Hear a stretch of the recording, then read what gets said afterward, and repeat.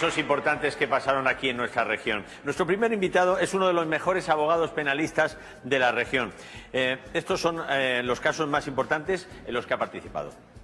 Denuncias por malos tratos. ¿Todo el mundo merece una defensa?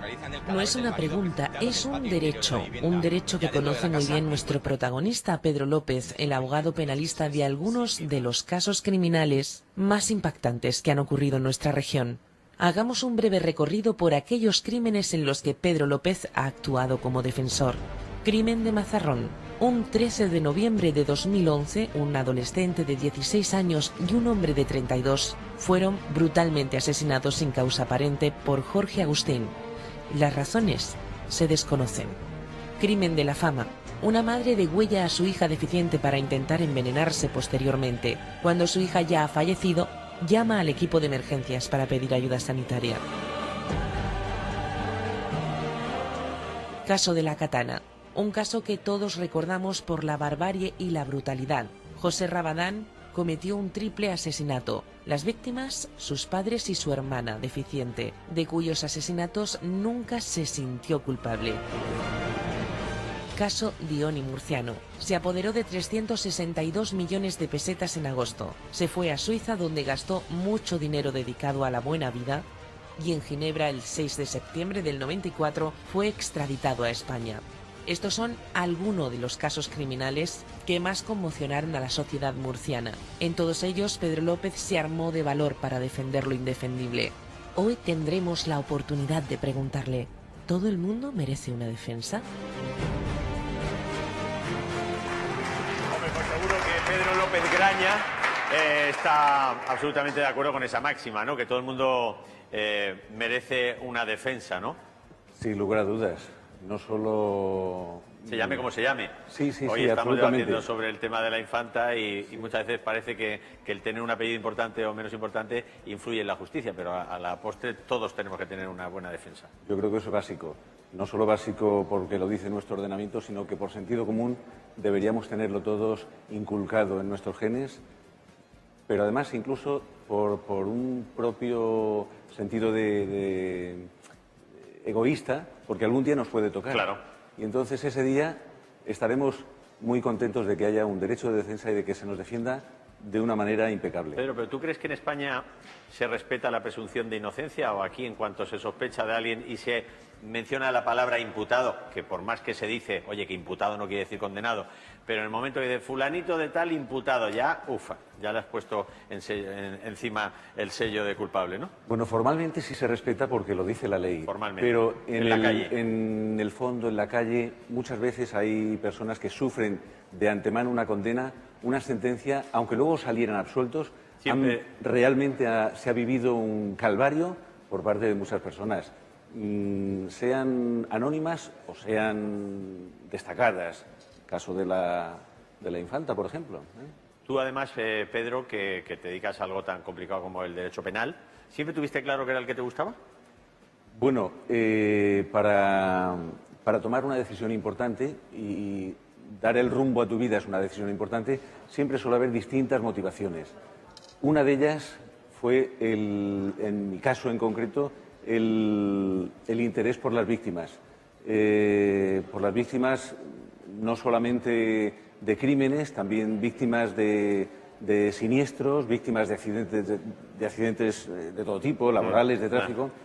Y la víctima siempre ha sido un leitmotiv que me ha conducido de una forma destacada. Luego hubo otras motivaciones, pero realmente antes de decidir ser abogado pensaba hacer otras cosas. Pero al final circunstancias personales y el entorno me fueron enrutando hacia este camino. Claro, lo que pasa es que sobre eso que estamos hablando, sobre la presunción de inocencia, cuando además uno está en terrenos tan complicados como el derecho penal, te encuentras con que tienes que defender a alguien que ya aparece en los medios de comunicación, en la prensa, como siempre se le pone el presunto asesino, pero que todo induce a pensar que lo es, y tienes que salir tú ahí a defenderle. Esto ya sí que tiene que ser complicado. Vamos a ver, es complicado cuando el entorno lo hace complicado. No debería serlo. Lo que ocurre es que es cierto que estamos en un contexto donde hay una cierta tendencia a la acusación, a a pensar enseguida, a interpretar y normalmente interpretar mal, pero yo siempre he defendido que aunque alguien sea verdaderamente autor de un crimen importante, aun en ese supuesto, tiene derecho a que se le defienda. Claro. Pero tiene derecho porque es importante que así sea. El día que un hijo de cualquiera de nosotros cometiera un crimen, Querrías que alguien le querríamos que lo defendiéramos. Querríamos que alguien defendiera a nuestro hijo. Pero además es importante que haya una buena defensa porque eso es la garantía de que luego una sentencia será también justa. Claro. Por tanto, esa es la importancia de ser defendido, esa es la importancia del derecho de defensa. Y luego, con frecuencia,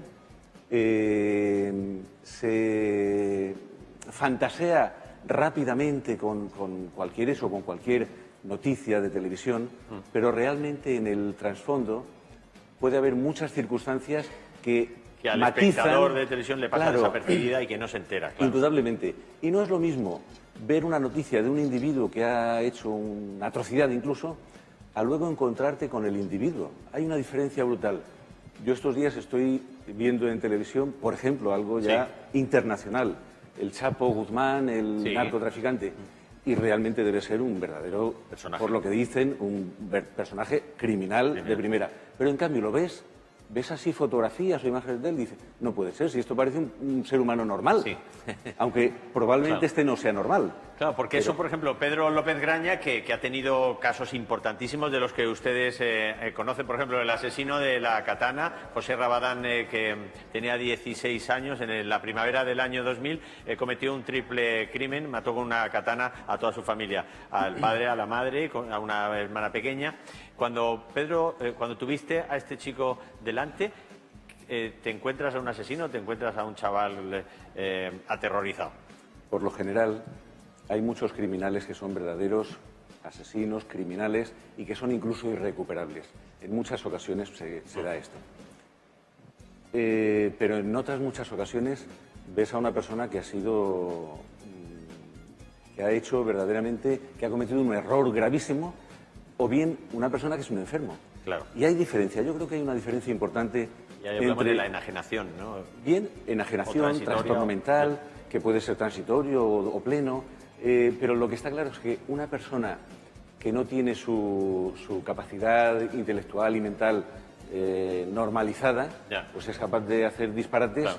Porque y no este chico, por ejemplo, él era consciente de lo que había hecho, se mostró arrepentido o... Vamos a ver,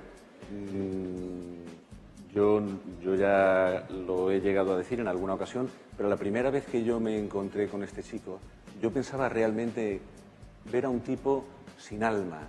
Yo pensaba mirar a los ojos de alguien sin alma porque ya había visto a alguna persona de este tipo. ¿Has visto ojos sin alma? Sí. No es habitual, no es normal, pero con alguno me he encontrado, Y este chico en concreto, yo imaginaba que sería, por lo que habían contado precisamente, pues un psicópata, un tipo que no tiene verdaderamente empatía, que no tiene... a estos son a los que le llamo individuos sin alma. Sin alma porque realmente no tienen un trasfondo, no tienen algo a lo que agarrarse desde un punto de vista humano y personal. Pero cuando yo me encontré con este chico, me impresionó precisamente lo contrario. Por lo contrario. Ahora nos lo sigues contando porque es absolutamente interesante y seguro que los espectadores en casa están ahí muy pendientes, pero esto de la televisión es así, tenemos que hacer una pequeña pausa de publicidad y Pedro López Graña, que es un gran abogado, nos sigue contando estos detalles y otros de otros casos muy importantes que seguro que recuerdan. Hasta ahora. En el ruido de la calle, en el cruce de caminos. Tenemos una charla interesantísima con Pedro López Graña, que es uno de los abogados más reputados de nuestra región, que ha tenido casos importantísimos entre manos. Hablamos con él del famoso asesino de la Katana, este chico José Rabadán, que hace ya unos cuantos años cometió un triple asesinato y que Pedro tuvo que trabajar con él en el caso. Y nos decías, Pedro, que cuando tú miraste a este chico, viste a un chico pues que sí tenía un alma, lo que pasa que un chico, me imagino que atormentado por otras cosas, ¿no? Bueno, indudablemente. Yo creo que estaba no solo atormentado, sino también influenciado pues por distintas circunstancias y luego, lógicamente, su propia psicología interior era definitiva o decisiva a la hora de los hechos. Y con un claro desequilibrio, porque ningún chaval, por muy esto que esté, agarra una katana. Hablaban de los juegos de rol, hablaban de... ¿Por qué, qué argumentó? ¿Qué te dijo por qué hizo eso? Vamos, aquel asunto fue un asunto singular, por muchas circunstancias.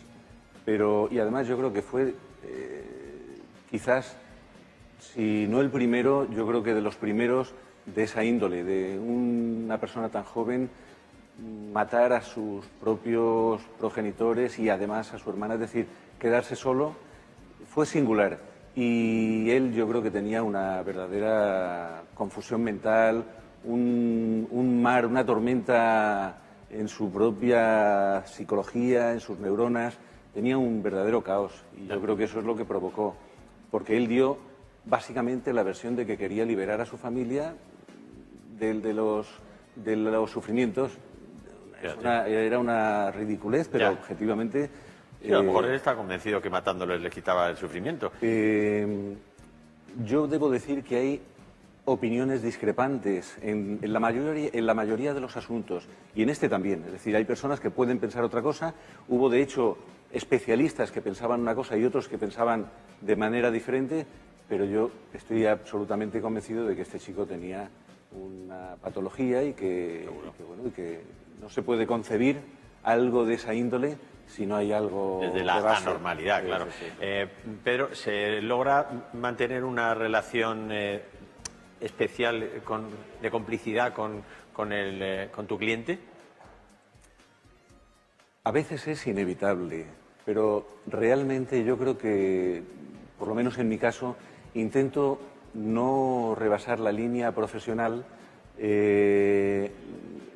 No puedes dejar de tener una cierta proximidad, eso es inevitable, porque tienes trato diario y muy próximo, como probablemente no tiene nadie en esas circunstancias o en esos momentos, pero yo trato de mantener una cierta distancia, entre otras razones, porque cuando rebasas esa línea y te implicas quizá demasiado, también dejas de ver con objetividad el asunto, el problema y las soluciones también. ¿Con el paso del tiempo has vuelto a tener contacto con él? ¿Has vuelto a saber algo de él? Como te digo, por lo general yo trato de no tener una vinculación más allá de la profesional con mis clientes. Esa es la norma general y así lo quise tener también en este caso concreto. Claro. Terminó el asunto y, salvo que haya alguna demanda especial que a mí me parezca que puedo atender, pero por lo general trato de terminar con el asunto.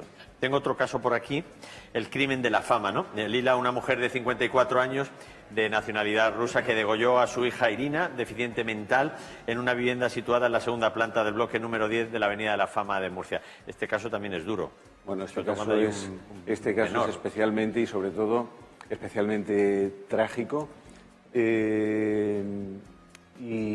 además es singular también porque la señora, ella estaba convencida de que evitaba que ella le llamaba su niña, porque tenía ciertas dificultades y cierta deficiencia, pero tenía 30 años la hija.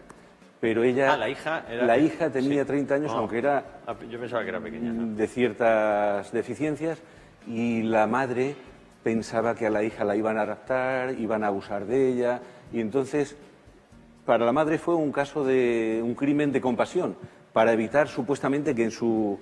Coincide un poco con José Rabadán en el planteamiento de mato a mi familiar para evitarle posteriores sufrimientos. Sí, pero había una diferencia. Y luego, había diferencias. El método que utilizan para liberar a sus personas queridas es el más violento, porque no piensan en echarle una pastilla sino en cortarles el cuello. Había diferencias en este caso concreto de la señora de Lililla, porque ella pensó que en ese momento venían a buscarla. Ella tenía como alucinaciones o como sueños, pesadillas, y que venían gente, que venían hombres a llevarse a su hija. Y en ese momento ella pensaba que estaban ya entrando y que ya fue irremediable que ella pudiera hacer algo, y para evitar que su hija sufriera, que se la llevaran, que la torturaran, que abusaran de ella, realmente había una patología clarísima. De hecho, ese caso concreto nos pidieron los propios especialistas, algunos de los especialistas que la habían atendido, que la defendiéramos por humanidad. Es decir, que había un crimen horrendo, pero en el trasfondo había una situación terrible que daba una gran compasión.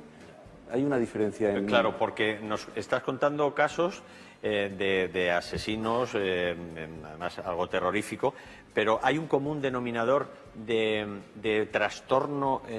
¿Hay algo que ocurre en todos los casos, en el perfil de esa persona, de ese asesino? No. Hay asesinos natos, es decir, que por definición son criminales que... Pero también es un trastorno. No necesariamente, no. Si pensamos, por ejemplo, en un psicópata, el psicópata es una persona absolutamente normal, como cualquier otro, tiene todos sus elementos físicos y psicológicos, psiquiátricos, absolutamente normalizados. ¿Podría ser el caso del crimen de Mazarrón, que también... Bueno, indudablemente, este es el prototipo de psicópata. Ajá. El psicópata es un personaje que lo único que no tiene es empatía con los demás, pero sabe lo que está bien, sabe lo que quiere, y lo único que ocurre es que si te hace daño, él no siente ni padece, él no percibe el daño que hace ni es capaz de ponerse en el lugar de otro. Y esa es la diferencia entre el verdadero asesino, por definición, el psicópata, el que yo digo que a veces le miras a los ojos y ves que no tiene se alma. le ve... Que en el crimen de Mazarrón, además, esta persona, el asesino, había huido de la cárcel. Claro, en este se Está en dan... busca y captura. Se da, por un lado, el crimen en sí, pero por otro lado se da la triste circunstancia de que en este crimen, de un modo accesorio indudablemente, pero participa la propia administración penitenciaria, en concreto la Generalitat de Cataluña, Que le había... pues permitió una salida que no estaba realmente justificada. Porque él la pena que estaba pagando en cárcel también era por un delito de sangre, ¿o no? Él había cometido numerosos delitos, pero ninguno tan grave como este. Vale. Y justo cuando salió, cometió uno primero, después vino a Murcia, asesinó a 2 personas. Asesinó y a así, 2. Sí, pero él ya había tenía muchos antecedentes violentos, aunque no por homicidios. Y este caso, por ejemplo, porque hemos hablado del chico José, el de la asesino de la katana, que había ahí como decías tú, una vida un poco tormentosa del chaval, luego la otra mujer que estaba trastornada, la rusa, pero en este caso te encuentras con esos ojos sin alma que dices y tienes que defender a este Bueno, en este tipo. caso... Lo primero que tienes que tener es miedo, ¿no? En este caso hice lo contrario, que fue acusarle. Porque yo defendía a los padres de un chiquito, de un niño, Adrián Adame, que fue uno de los asesinados por este Entonces individuo. tú ahí vas de defensa. Sí, fui de acusación. Cuando se trata de víctimas sale más fácil la tendencia, ¿no?, a defender. En este caso defendíamos a las víctimas, con lo que tiene unas connotaciones también diferentes de cara a tu propia actuación profesional. ¿Te plantearías negarte a defender a un tipo de estos sin alma? Bueno, no solo me plantearía, lo he hecho. ¿Lo has hecho? Sí, pero yo creo que todo el mundo tiene derecho a la defensa, pero no todo el mundo tiene derecho a que yo lo defienda o a que lo defiendas tú. Es decir, hay que tener alguna motivación para defender a alguien que tú crees que es un verdadero criminal. Y si yo no creo que lo vaya a defender bien, no debo hacerlo. Y en alguna ocasión, indudablemente, he pensado que yo no debo defender. Porque hay colegas tuyos que han defendido casos que todos nos hemos echado las manos a la cabeza. Por ejemplo, el caso de este hombre que está condenado porque mató a sus hijos. ¿Cómo se llamaba? Bretón. Bretón, por ejemplo. Imagínate tú plantearte la defensa de este tipo que todo el mundo... Claro, yo ya estoy prejuzgando, ¿no? Porque hasta que el juez se dictaminó que este hombre era culpable, ya todos le habíamos condenado, todos decíamos, este ha sido. Pero claro, vamos, seguro. Claro. Pero yo lo que insisto en que incluso ese asesino tan malvado tiene derecho a que lo defiendan. Ahora, tiene que defenderlo alguien que crea que debe defenderlo. Yo necesito algún motivo para defender a alguien, porque si no, no lo haré bien. Es decir, si yo me encuentro con un criminal y no soy capaz de ver algo por lo que yo debo defenderlo, lo mejor es que no lo haga. Ya. Y esa es la ¿Vosotros seríais capaces de defender a alguien, como dice nuestro querido Pedro, Tiene que ser muy difícil. solo por el hecho de que tiene derecho a la defensa? Ya sabemos que todo el mundo tiene derecho a ser defendido y los abogados pues tienen que cumplir con que es su deber, pero vamos, para mí sería muy difícil, sobre todo crímenes como el de Santomera, por ejemplo, que mató a sus 2 hijos de esta madre o cosas así. Son cosas que tienen que ser muy, muy difíciles de defender. Claro, pero estamos hablando precisamente de que tiene que haber un juicio donde se demuestre que hay esa culpabilidad. Sí.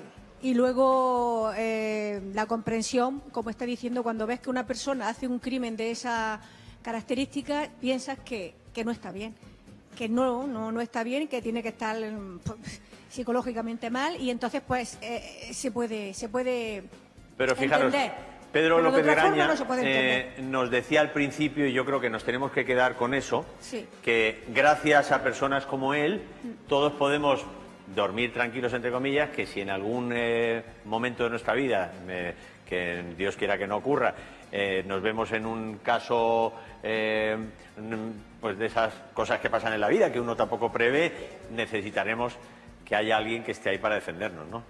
Yo creo que es esencial. Y vuelvo a decir, la ley lo dice, el sentido común lo dice, y luego nuestra propia necesidad en un momento dado puede decirlo también, ¿eh? Pedro López Graña, ha sido un placer, de verdad, tenerte aquí, y además te agradecemos